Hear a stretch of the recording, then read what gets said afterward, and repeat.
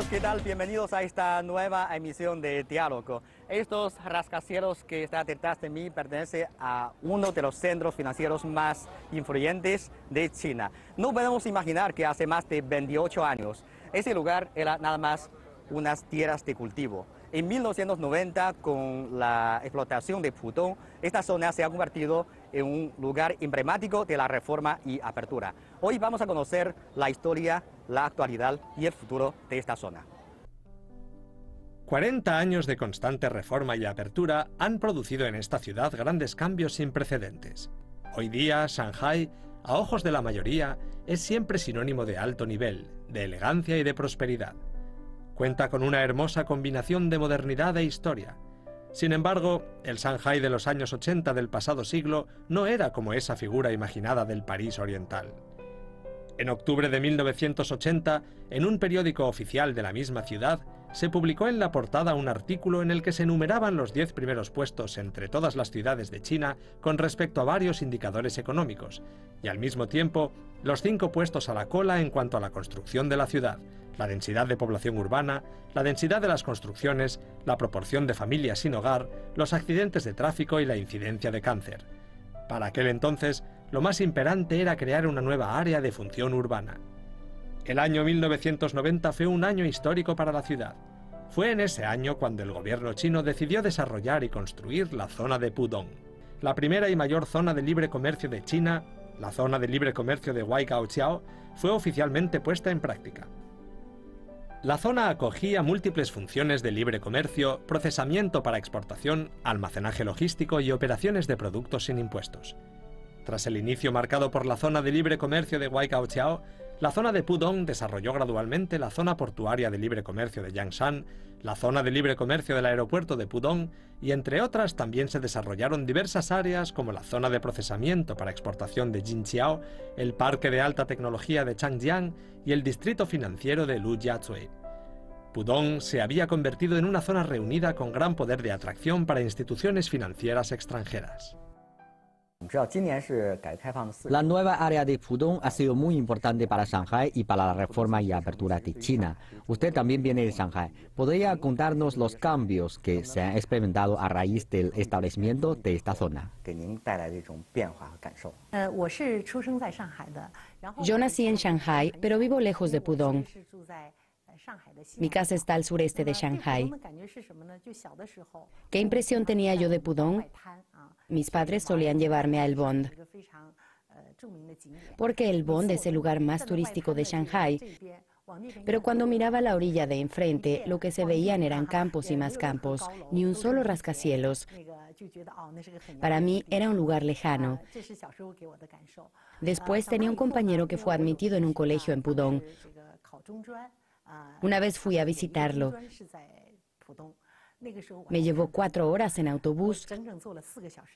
Luego tuve que coger un transbordador y después otro autobús. Me parecía que Pudong estaba muy lejos. ¿Por qué ir a un lugar tan alejado a estudiar? Un lugar al que era tan difícil llegar.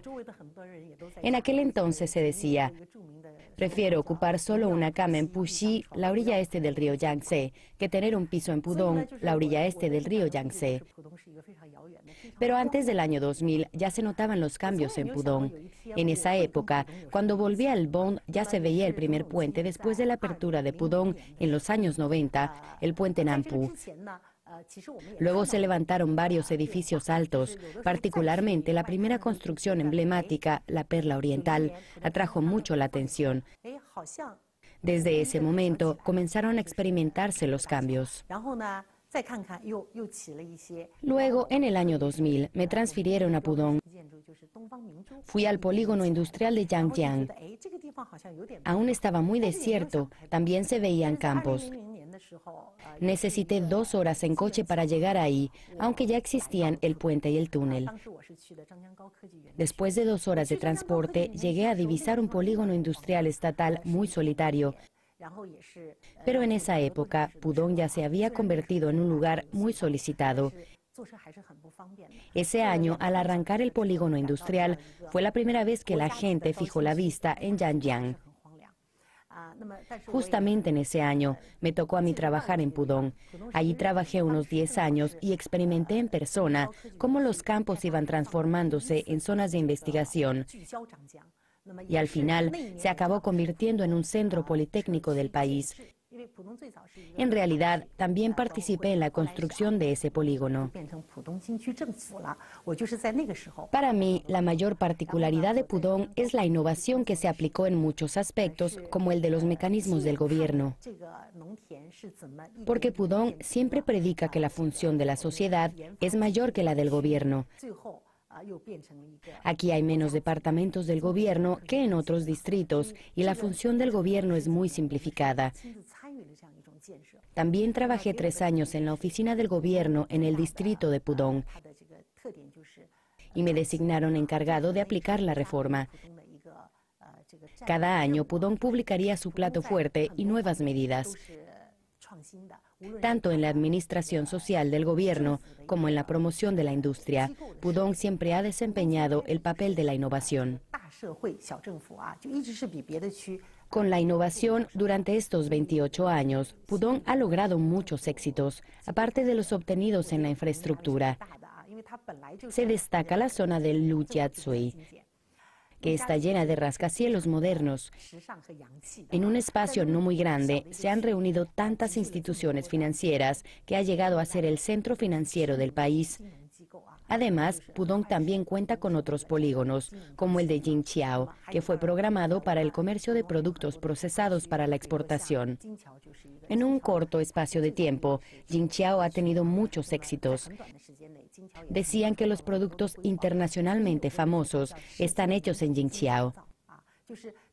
Claro, también tenemos la zona de libre comercio de Waigaoqiao y el polígono industrial de Zhangjiang, que son las primeras 4 zonas desarrolladas a nivel nacional derivadas de la explotación y apertura de Pudong.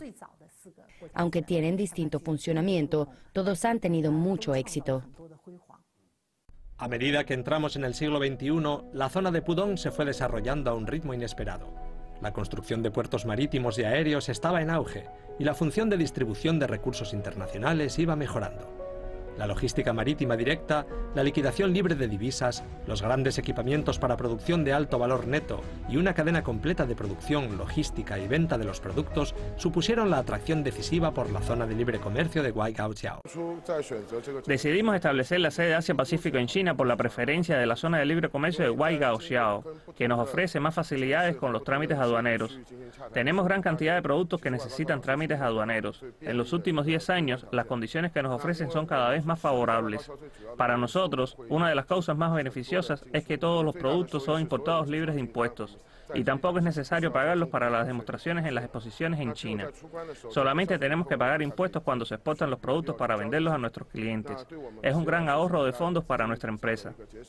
Si bien hace 28 años la exploración de Pudong demostró la determinación de China de seguir su política de reforma y apertura, hace 5 años, con el fin de profundizar la reforma y apertura, China tomó la decisión de establecer su primera zona piloto de libre comercio. Y una vez más, Pudong fue el lugar elegido. ¿Es esto una pura casualidad? ¿Y qué misiones tiene esta zona piloto de libre comercio? Vamos a tratar de encontrar las respuestas. El establecimiento de esta nueva zona ha contribuido a un desarrollo notable de las empresas residentes en Shanghái.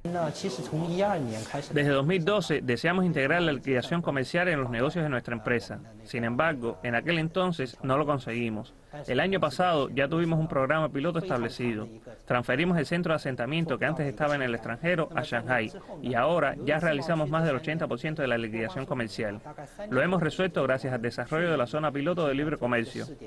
Otro ejemplo es que antes los trámites aduaneros nos costaban mucho tiempo. Ahora solo bastan 3 o 4 días, lo que nos ahorra muchos costos. Quería saber qué perspectivas tenía usted y sus compañeros cuando se enteraron de que en Pudong iba a establecerse la zona piloto de libre comercio. ¿Creen ustedes que sería un desafío para Pudong?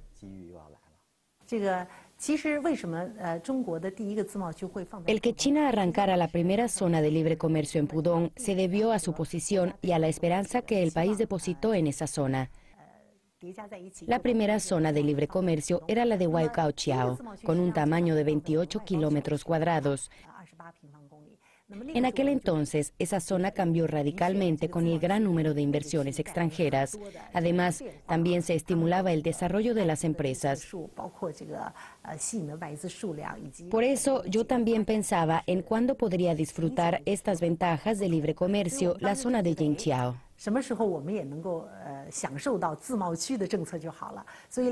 2 años después, en abril de 2015, la zona de libre comercio se expandió hasta llegar a incluir 20 kilómetros cuadrados de Jingqiao. Dado que ya estábamos familiarizados con las políticas de la zona de régimen aduanero, ahora podíamos aprovechar las ventajas de libre comercio y promover el desarrollo de la economía en esta zona. Jingqiao se caracteriza por ser una zona destacada en la manufactura dedicada al comercio de productos procesados y con evidentes características hacia la exportación. De entre las 500 empresas más importantes del mundo, Jingqiao cuenta con unas 50. Por eso los beneficios para la inversión en la zona de libre comercio eran algo muy importante para Jingqiao. Puesto que ya hay ámbitos en los que antes no se aceptaba la inversión extranjera, pero que ahora no están sujetos a restricciones. Gracias a estas ventajas, Jingqiao ahora cuenta con muchas más empresas extranjeras que antes de incluirse en la zona de libre comercio, con un aumento del 21% por año. A veces, el tiempo necesario para que el gobierno dé su aprobación será más corto que el que las empresas necesitan para preparar los documentos de solicitud. Mientras tanto, con la expansión también se ha beneficiado mucho a las empresas ya instaladas en esta zona. Por ejemplo, Festo ya lleva 25 años en Jingqiao y no para de ampliar sus operaciones durante el desarrollo de Jingqiao. Después del establecimiento de la zona de libre comercio, le fue más conveniente desarrollarse. Por eso, cuando se buscó el lugar que ocuparía la sede central entre Singapur, Hong Kong y Shanghai, se descubrió que las ventajas que podría disfrutar en Shanghai no serían menos que las de los otros 2 lugares. Además, como ya se instaló aquí hace 25 años, muchos de sus empleados también viven en Shanghai. Aquí, otras empresas similares también lograron ampliar sus operaciones y aumentar la eficiencia. El sistema innovador de la zona de libre comercio facilita los procesos de la empresa y el desarrollo de la industria, especialmente al cambiar la función del gobierno. Las empresas se dieron cuenta de los beneficios que recibirían. Les sería mucho más rápido tanto registrarse como instalarse. Acaba de mencionar la innovación del sistema. Concretamente, ¿qué medidas se ha aplicado en este aspecto? En la zona de libre comercio existen 4 beneficios: la facilidad de inversión, la libertad de comercio, la innovación del sistema financiero y la nueva función del gobierno. La facilidad de inversión se elabora para la necesidad de las empresas, ya que hay empresas que quieren entrar en el mercado chino o ampliar sus operaciones. Tenemos que reducir los requisitos. Por eso, no paramos de discutir con otros departamentos, en combinación con la lista negativa, las medidas favorables para que puedan instalarse aquí. En cuanto a la libertad de comercio, podemos poner como ejemplo el registro de los cosméticos de uso no especial. Los cosméticos recién comercializados siempre salen una temporada más tarde al mercado chino que al internacional. O sea, si un país fabrica un nuevo pintalabios en otoño, cuando haya obtenido el permiso de nuestro país y puede entrar en el mercado chino, ya será invierno. La demora también ha traído muchos inconvenientes para los consumidores. Por ese motivo, no dejamos de pensar en una nueva alternativa. Al final, el gobierno ha permitido que los cosméticos puedan registrarse sin declarar primero ante la aduana. Es decir, los nuevos cosméticos podrán venderse al mismo tiempo en el mercado internacional y en el mercado chino. Así, no solo los consumidores se beneficiarán, sino que también las empresas obtendrán más beneficios. Luego, la innovación del sistema financiero se trata de algo especial de Shanghái. Esta zona ya cuenta con 1000 empresas que tienen cuenta de libre comercio. La cuenta de libre comercio puede ahorrarle costes y tiempo a la empresa en su financiación y su fusión extranjera. Además, también puede facilitar hacer el balance, particularmente para los integrantes del acuerdo. Sobre el cambio de función del gobierno, hemos hecho todo lo posible para facilitar las cosas a las empresas, mediando en la reducción de los requisitos y aumentando la supervisión. En los servicios, queremos ser una ayuda para las empresas. Ahora las ventanillas del gobierno solo dicen sí a las empresas en vez de no, porque queremos resolver los problemas para ellas. O sea, en realidad el departamento de la administración se ha convertido en un sector de servicios. Entonces, después de aplicar estas medidas, ¿qué cambios ha experimentado la zona del Jinqiao en su desarrollo? Pues muchos. Se ha optimizado la estructura de la industria. En realidad, hace 5 o 6 años, Jinqiao ya empezó la transición. Siendo un polígono manufacturero en la nueva época, si no se desarrolla, acabaría siendo abandonado con el tiempo. Con el innovador sistema de la zona de libre comercio, se ha acelerado la transición de la industria aprovechando la facilidad de inversión, la libertad de comercio y la nueva función del gobierno. Muchas empresas han podido entrar en China y han logrado concentrarse en esta zona, que ha hecho que Jinqiao llegue a ser un polígono industrial con empresas de tecnología avanzada y de la industria de los servicios, en comparación con su anterior función de zona tradicional de manufactura. Antes, la mayoría de los que se habían instalado aquí pertenecían a la industria manufacturera en una proporción de 88% frente al 12%. El porcentaje del sector terciario era mucho menos que el de la industria secundaria. Después de la transición, se ha logrado equilibrar la balanza y la industria manufacturera también ha hecho el cambio de tradicional a avanzada para ocupar el 47%. En cuanto al sector de los servicios, o sea, la industria terciaria, ha aumentado hasta el 51%. Es decir, hemos contribuido a aumentar y optimizar la transición de la industria. Mientras tanto, en cuanto al desarrollo de la zona, también se ha aumentado la eficiencia económica. Después del ajuste, las cifras han cambiado mucho, como el valor total de la producción, el volumen de la inversión extranjera, la cuota de registro de la inversión interna y el ingreso fiscal. Lo más importante es que se ha duplicado el impuesto del valor de producción. Por eso decimos que se ha estimulado el desarrollo económico de la zona. En 2013, la zona anunció 190 artículos especiales de gestión para la entrada de inversión extranjera en 18 categorías, lo que supuso el primer inicio del modelo de gestión de la lista negativa en el país y logró facilitar un acceso al mercado compatible con las normas aceptadas internacionalmente. En los últimos 5 años, esa lista negativa se ha reducido. La versión de 2014 se redujo a 139 artículos, la versión de 2015 a 122 artículos, la versión de 2017 a 95 artículos y la última versión de 2018 tiene solo 45 artículos, lo que en mayor sentido ha facilitado el acceso de la inversión extranjera a más sectores del mercado chino. En 2017, Pudong introdujo el primer plan de talento de China para permitir que las zonas de libre comercio recomendaran a talentos extranjeros para la obtención de su residencia permanente. Y fue la gerente general de la empresa Roche en China, una alemana de ascendencia china llamada Hong Chou, quien obtuvo la primera tarjeta verde china bajo el nuevo plan.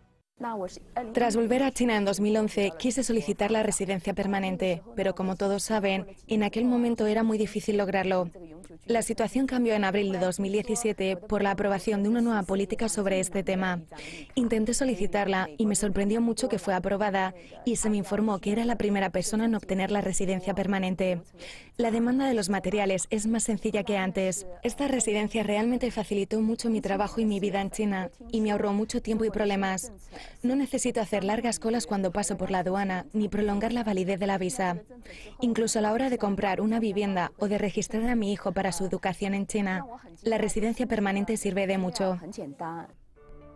Además de la lista negativa para la inversión extranjera y de la residencia permanente para extranjeros y de la zona piloto de libre comercio de Shanghái, otras múltiples medidas han favorecido la facilitación del comercio, incluyendo las reformas en los sectores aduaneros y en los departamentos de inspección y cuarentena, lo que eleva la eficiencia a la hora de procesar los trámites aduaneros por parte de empresas y consumidores y les permite ahorrar costos en sus negocios y logística.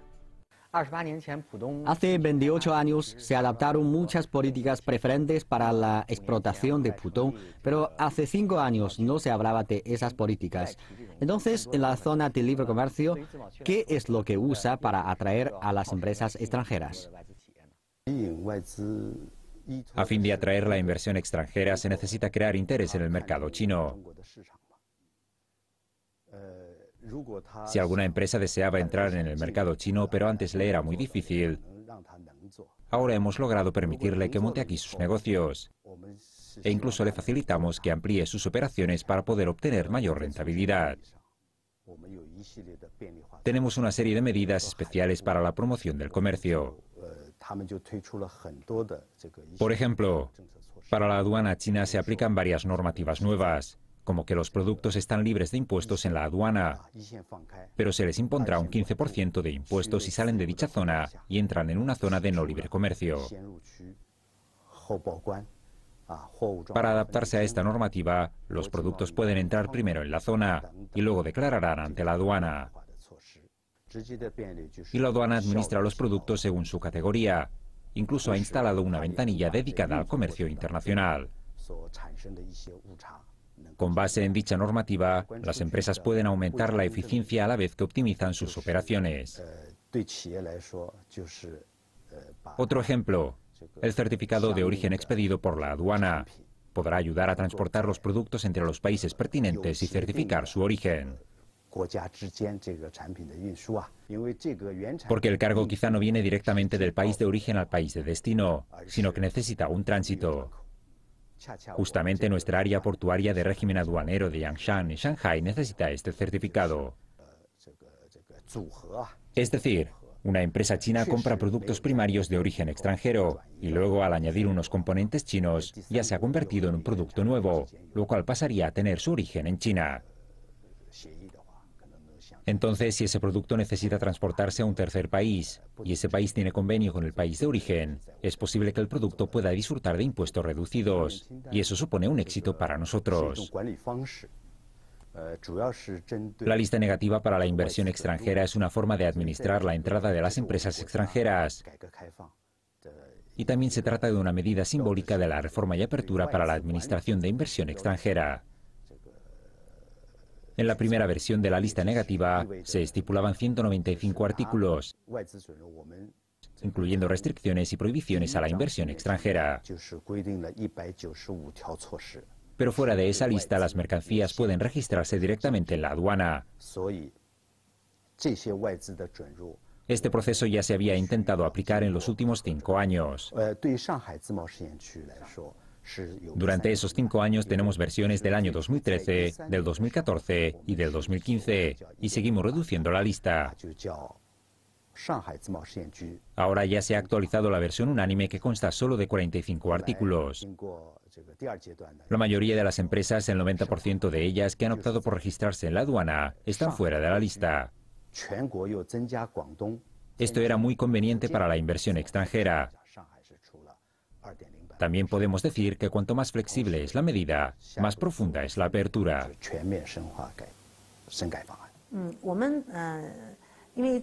La zona de libre comercio siempre está en vías de innovar para el bien de las empresas.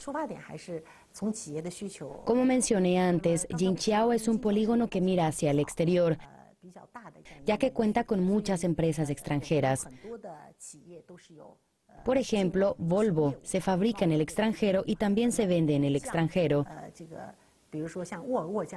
En cumplimiento de la normativa actual, para esta forma de compra y venta no se puede hacer balance en China, porque la aduana no puede controlarlo y no le puede expedir ningún certificado.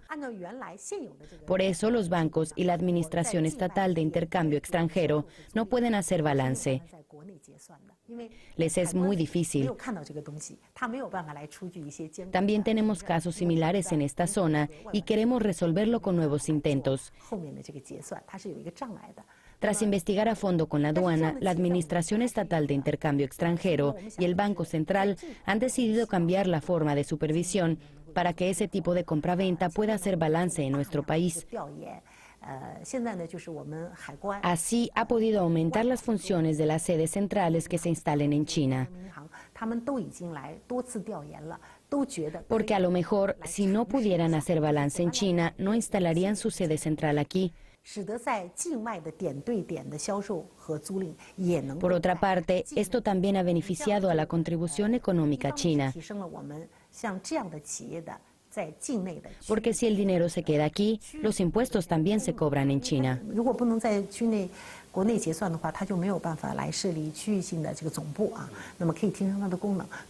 Las empresas transnacionales, como las de mantenimiento, también se han beneficiado de las ventajas de poder aumentar sus funciones. Pero aún se nota la complejidad y el largo tiempo necesario para obtener un permiso en este sector. Si no se pudiera resolver este problema, esto afectaría a las empresas a la hora de aumentar sus funciones, ampliar las operaciones y mejorar en la competitividad internacional. Por eso estamos pensando en la posibilidad de dar el permiso al propio Comité Administrativo de la Zona de Libre Comercio de Shanghái, que podrá ajustarlo según la necesidad de las distintas zonas. Así podrá acelerar el proceso e intensificar la competitividad internacional de las empresas.